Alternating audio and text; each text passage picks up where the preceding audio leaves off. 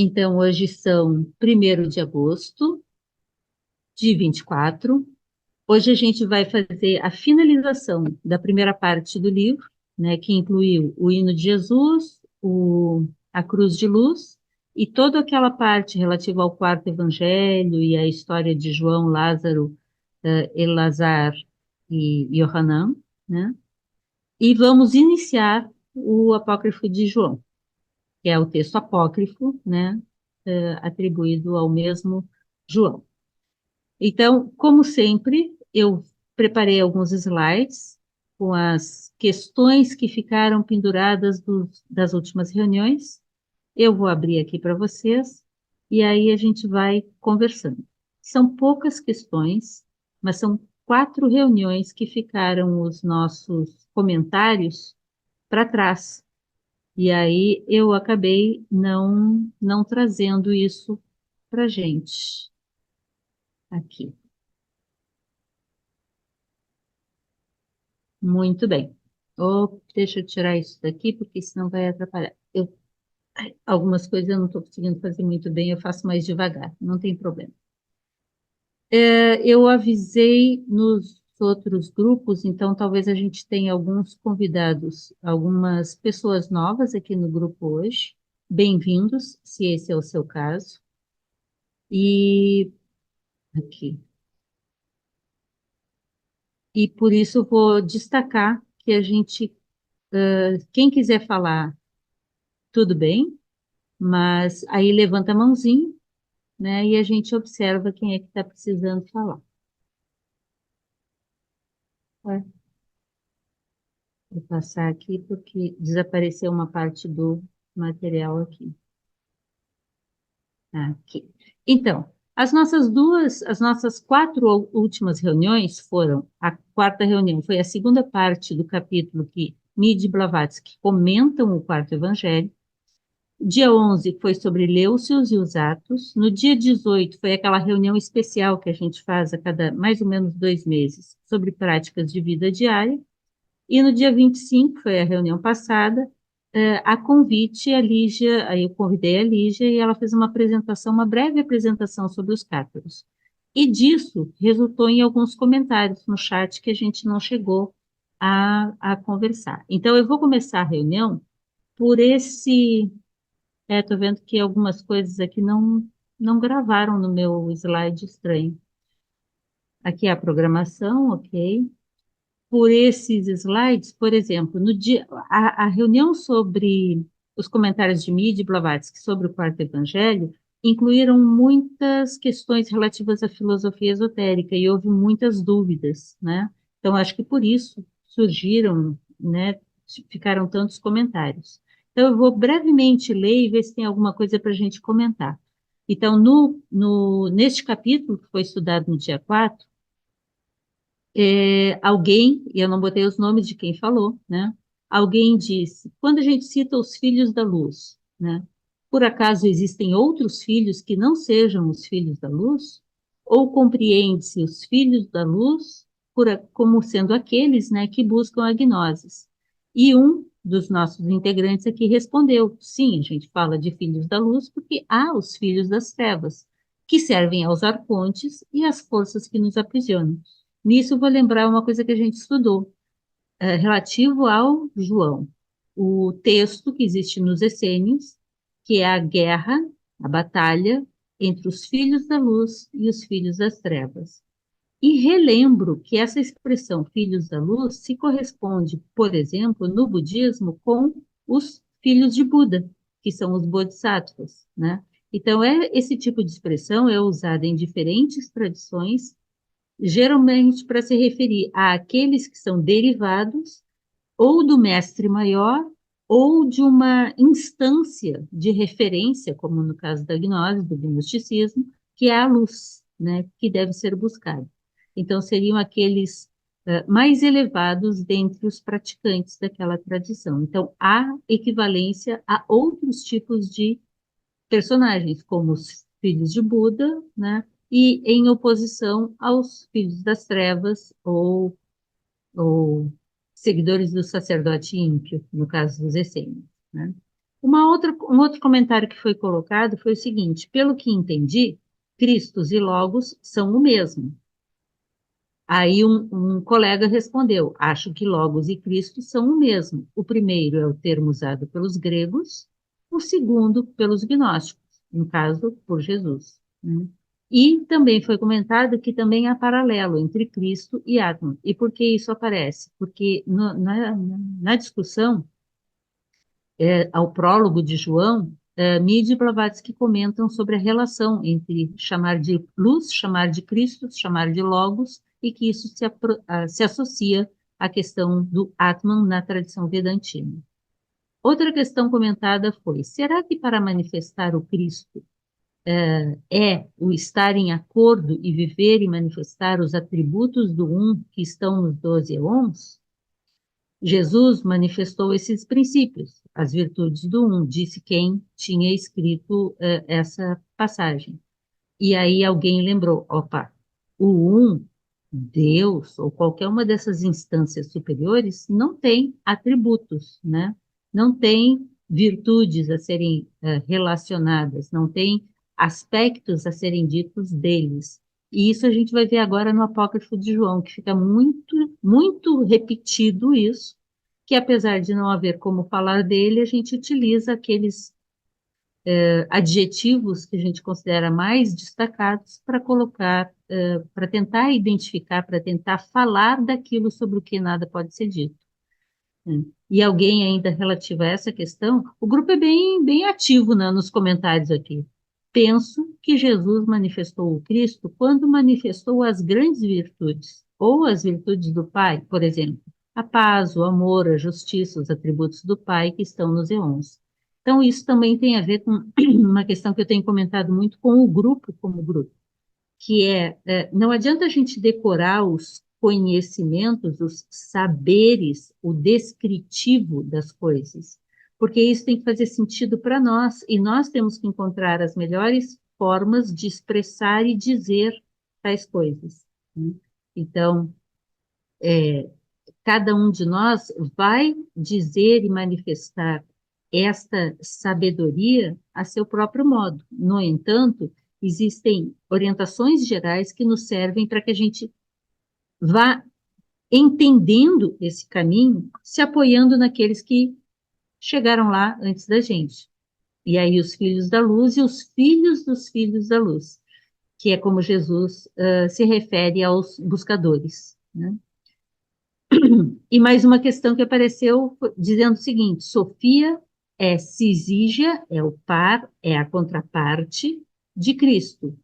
E Zoe, que é o sopro divino, né, que é mandado por Sofia para aqueles que estão no mundo, né, que vieram ao mundo e estavam adormecidos, sem ter vida, né, Zoe é filha de Sofia. Se entendi bem, disse quem escreveu. Mas tem três Sofias, certo? Sim. Tem a Sofia maior de todas, que é a Barbelô, tem a Sofia mãe, né? E tem a Sofia filha, né? Que vai ser essa vida em cada um de nós. E lembrem, alguém escreveu isso. Pensem, Sofia é sabedoria. Pensem nisso.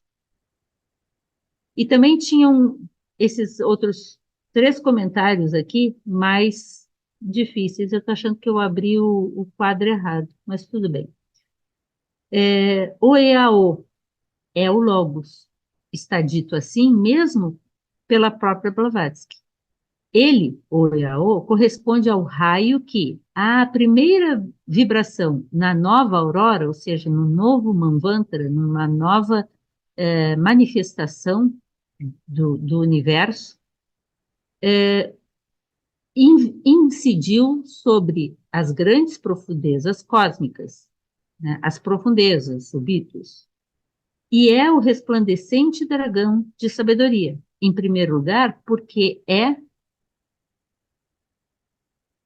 os filósofos gregos denominavam logos, sendo o verbo esta primeira manifestação, a síntese ou a súmula da sabedoria universal.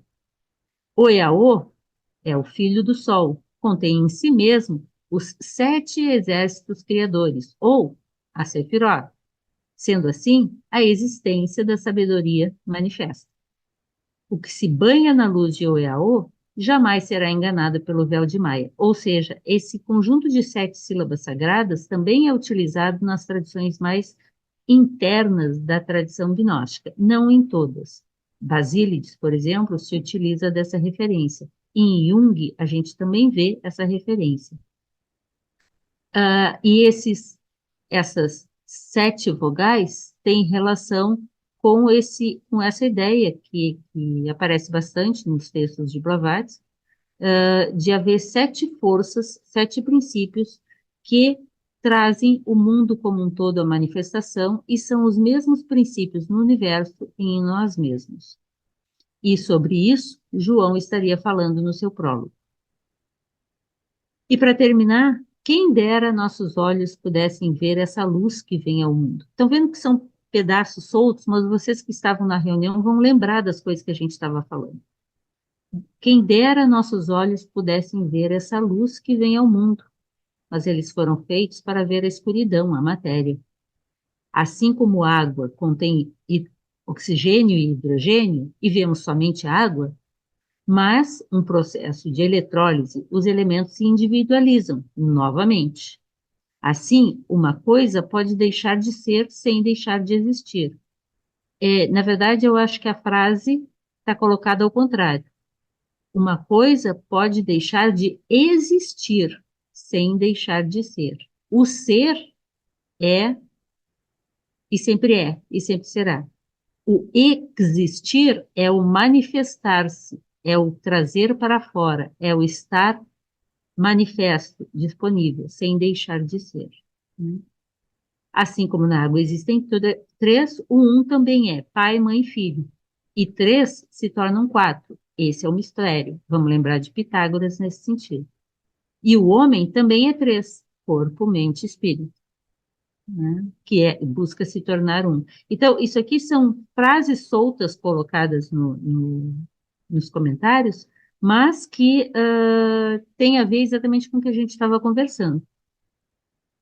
Alguém escreveu assim, alguma coisa sobre. Nós falamos, pode ter sido até eu, né? Que alguém comentou sobre ver a Deus. Não, se está vendo, não é Deus, porque o divino não é visto, né? E nem pode ser entendido como alguma coisa à parte, né? E sim, participar disso, conhecer isso, seguir esse caminho, é uma escolha consciente. Essas são as passagens que eu guardei, que estava no chat, do dia 4, tá? Do dia 11, tem algo errado com meus slides aqui. Do dia 11, era o último capítulo do material sobre o João, e era Leucius e os Atos Gnósticos, né? E aí alguém escreveu, Jesus estudou e teve proteção. Depois que li esse livro, esse aqui, do João, tive consciência de que eles eram pessoas capacitadas para essa empreitada. Essa frase está colocada no contexto em que nós chamamos a atenção que Jesus não era um pobre camponês iletrado, que não sabia de nada e que, de repente, nasceu sabendo e, que a gente comentou, uma pessoa que não tivesse uma boa proteção de um grupo por trás dele, ela não sobrevivia. Na primeira, abriu a boca para falar dos poderosos, ia ter problemas bem sérios. Eu acho que não sobrevivia, né? Alguém trouxe essa informação também. Um rabino disse que a Binar, que é na árvore, né, os dois seguintes, a Keter, é que possibilita, não, Binar e Shokma, é o que possibilita esse entendimento, esse conhecimento pela pessoa, né? Esse download, quem escreveu disse, no momento da leitura das escrituras no geral, porque a gente comentava sobre quando a gente lê, a gente conhecer internamente, gnosticamente, né? Uma pessoa que estava vindo pela primeira vez disse: hoje foi o primeiro dia que acompanhei a leitura e vejo o quanto é bom e com mais entendimento fica a leitura, porque todo mundo aqui ajuda, cada um vai trazendo a sua ideia, vai complementando, vai trazendo um pensamento, uma reflexão que teve e vai preenchendo nossos espaços, né? Perguntou-se sobre algo que eu sempre penso, sobre os milagres, de Jesus. E para mim também não batia, disse ela, né? Aquele Jesus milagreiro, né? O que que seriam esses milagres, né? E aí, no final da conversa, né, teve isso de que a gente aprendeu muita coisa ao longo desses anos que nós temos aqui neste mundo, e que talvez seja a hora de desconstrução, né? E aí alguém comentou, mas nós temos também os falsos profetas da era digital, né, que dificultam às vezes as coisas. Duas últimas reuniões que a gente teve foram sobre práticas de vida diária, sobre a filosofia esotérica como um elemento a conduzir as nossas práticas de vida, no sentido de que fica difícil a gente compreender, falar de um jeito e viver outra coisa, né? Não ser compatível a nossa vida com aquilo que a gente está falando.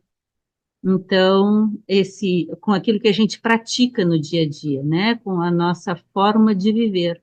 Então, nesse sentido, a gente conversou na última reunião e depois foi a reunião sobre os cátaros, né? E aí está aqui. E aí teve alguns comentários que eu achei interessantes e que a gente não chegou a trazer na reunião, então vou passar rapidamente aqui. Então, achei muito interessante esse comentário que alguém colocou. Tem que aproveitar todas as oportunidades e situações, e isso estava colocado no sentido de que toda e qualquer oportunidade, olha aqui, ó, é um momento para a gente praticar, ter desapego pela mão direita, né? Entender que às vezes você está correndo demais e pode ser que te deem eu sei, mas eu sei. Então, assim, eu aceito, porque não é a primeira vez que acontece comigo, provavelmente não será a última, e assim vai. A Mazé chamou a atenção de um texto, e aí vocês colocaram no chat. O livro O Despertar do Universo Consciente, do Marcelo, eu esqueci o sobrenome dele, Glazier. Glazer, viu? Que a Mazé destacou, se baseia em Goswami, que é alguém que desenvolveu sobre a teoria do universo autoconsciente, então, que tinha tudo a ver com o que a gente estava falando, né? O nosso estudo de hoje tem muita relação, alguém comentou, com o caminho óptico. Por que será? O que a gente estava estudando era exatamente o colocar em prática a filosofia esotérica. E o que que é a filosofia esotérica? É como se atribui, é um nome que se atribui a esse conjunto de premissas, de princípios, de verdades que estão na base das verdadeiras tradições, verdadeiras filosofias, que abordam essa questão da espiritualidade, da luz em cada um, da unicidade dessa humanidade, né? Então não poderia ser diferente o caminho óctuplo e o que a gente estava conversando aqui. É a prática diária posta na prática, né? Lembrando, o caminho óctuplo é a quarta nobre verdade atribuída a Siddhartha como seu primeiro grande ensinamento, né? Quando mentalizo, disse outro colega, quando mentalizo os grandes mestres da humanidade que estudamos aqui, no contexto e vida que tinham em todo o tempo que nos separa, fico pensando no bem que a filosofia pode me fazer sem que eu consiga, ao menos, imitá-lo no menor dos seus pensamentos. O quanto a gente precisa ainda fazer muito desse trabalho, né? E o maior problema, outro colega escreveu, o maior problema de colocar esses ensinamentos em nossa prática diária, esse aqui eu achei ótimo, é que o esforço para realizá-lo exige sair da zona de conforto. A gente já organizou a nossa vidinha toda desse jeito assim, e aí vem alguns desses grandes mestres de sabedoria e dizem, olha, o desapego é importante, a renúncia, o viver para beneficiar todos os seres, praticar as paramitas, praticar as virtudes, né? Pensar mais no outro do que em si mesmo. Né? Então, às vezes a gente tem que desconstruir, como eu coloquei lá na outra passagem, né? Que algum de vocês disse. E também exige mudança de hábitos e de pensamentos, desde as mais sutis até as mais drásticas. E, por último, também deve levar em conta as renúncias, pois que para cada escolha que a gente faz, no mínimo, uma renúncia é necessária. É a escolha dos caminhos, né? De qual caminho. E geralmente desejamos as benesses, mas não queremos saber das renúncias, né? Então, eu achei interessante. E depois dessa reunião, a gente teve a reunião que a Lígia conduziu sobre os cátaros. E é, e é interessante como muitas das coisas que a gente conversou aqui estiveram presentes nas falas de vocês quando a Lígia apresentou sobre os cátaros, né? Por exemplo, logo no início da reunião, a Lígia falando sobre como era o modo de vida, né, dos cátaros, alguém disse, de novo o budismo, o mais sábio servindo ao próximo. E Jesus também, no sentido de que Jesus também faz isso, né? Isso é a primeira nobre verdade, a existência do sofrimento e a necessidade da gente fazer um trabalho de transformação. E sobre isso foi falado a questão do hino de Jesus, né? Que é a última linha dele é sobre o sofrimento. Se tivesse ouvido, se tivesses entendido o que é o sofrimento, terias o poder de não sofrer. Aí alguém escreveu, vendo e ouvindo sobre os cátaros, me passa um filme medieval à mente. O que me faz pensar que a questão dos cátaros, que era aquele povo que viveu na região do Languedoc, que é o sul da França, entre os séculos 10 a 13, mais ou menos aí é que é mais intenso, século XII é bem intenso, e muitos outros povos, está relacionado a uma ameaça às monarquias. Na verdade, monarquias é uma das representações, mas a quem está regendo, aos regentes, sem se referir aos arcontes, né? Que eram validadas pela santidade da ICAR, Igreja Católica Apostólica Romana. Por exemplo, pagamento de impostos, colheitas, tribunais inquisitórios para eliminar inimigos, e etc, etc, etc.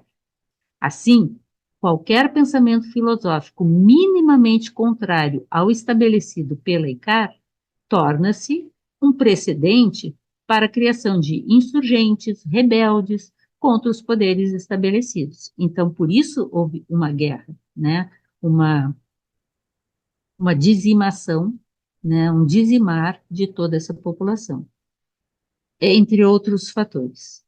O mesmo, alguém disse, aconteceu com os essênios. O erro deles é que eram um povo pacífico, que não precisavam de outras doutrinas e poderes. Um povo que conseguia florescer e prosperar isolado do sistema dominante. Estar isolado do sistema dominante, mostrar que é possível viver sem a submissão, é uma ameaça terrível.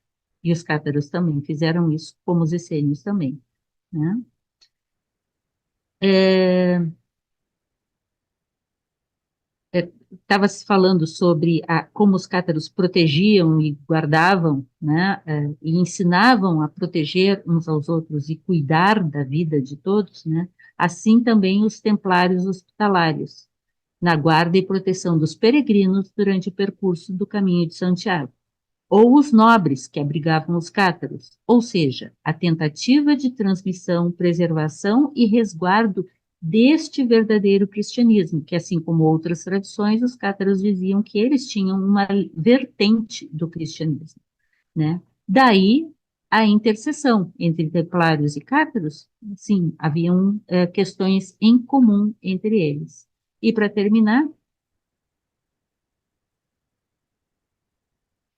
É, foi citado, então, o filme, né, O Labirinto, que fala do massacre pela Inquisição aos cátaros, que em 1209 esse povo acreditava na reencarnação e repudiava os dogmas da Igreja Romana. E aí está aqui o link do filme, que alguém durante a reunião conseguiu, então eu estou destacando novamente. Eu posso botar lá no grupo, tá, para vocês copiarem. Caso tenham alguma curiosidade sobre o vínculo templário-cátaro, disse um dos nossos colegas, um dos grãos-mestres do grupo templário, né, Bertrand ou Bertrando de Blanquefort, Ele era de família cátara. E eu diria mais, Francisco de Assis era de família cátara, é, a, como é o nome da moça associada com Francisco de Assis? Clara. Clara era de família cátara. Antônio tinha relação com os cátaros, né? É, faz sentido também, né? E há sim, isso não há dúvida. A história de São Francisco São Francisco está diretamente relacionada aos cátaros. Ele foi transformado num temente a Deus pela Icar, mas não o foi. Alguém comentou, agradecer a todos por poder ouvir um pouco mais, porque ela agradeceu a Lígia, essa pessoa, né, a Lígia e a outras pessoas nominalmente, e a todos, por poder ouvir um pouco mais desse tema que me encanta, só de ouvir o nome, assim como os essênios e os templários. Gratidão a todos. São minhas palavras também. E no final, alguém comentou: hoje também temos a busca pelo poder absoluto e submissão da mente dos homens. São os regentes, afinal, né? Então não é só naquele tempo. Essas forças que eu achei interessante que assim, o comentário no chat, lá no primeiro slide que eu trouxe, diz sobre quem são os filhos da luz, e alguém responde, porque também existem os filhos das trevas, e a gente está vendo um exemplo aqui das muitas lutas que ao longo da humanidade vem acontecendo. E essas imagens que eu coloquei aqui são resquícios do Castelo de Montsegur, né? E esse link que está aqui embaixo, este link aqui embaixo, é um vídeo que eles fizeram em terceira dimensão, tentando mostrar como teria sido essa vila, como diz a Lígia, em que vivia um grupo seleto de líderes cátaros, né, e que foi totalmente dizimado junto com várias outras cidades que também o foram.